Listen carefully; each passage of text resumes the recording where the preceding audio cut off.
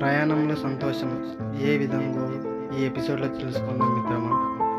ప్రకృతి రమణీయతను ఆస్వాదించడానికి మంచి ప్రదేశం వెతుక్కుంటూ నేను ఈ విహారయాత్రను మొదలుపెట్టాను. అందమైన పర్వతాలు, హరిత నేలలు, ఆకర్షణీయమైన సరస్సులు ఇవన్నీ నా మనసుకు మిద్దె వేయిస్తూ నడిచి వెళ్ళే ప్రతి అడుగు సంతోషాన్ని తెచ్చింది.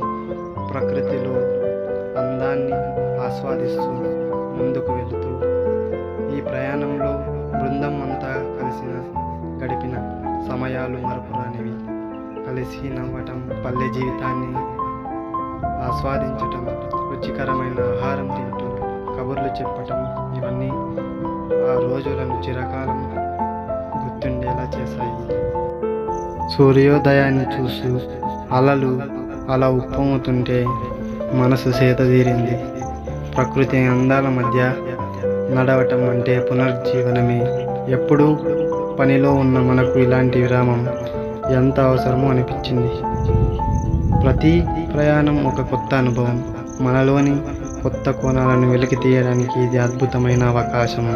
మిమ్మల్ని మీరు విహారయాత్రకు సిద్ధం చేసుకొని కొత్త ప్రదేశాలను చూడండి మిత్రమా.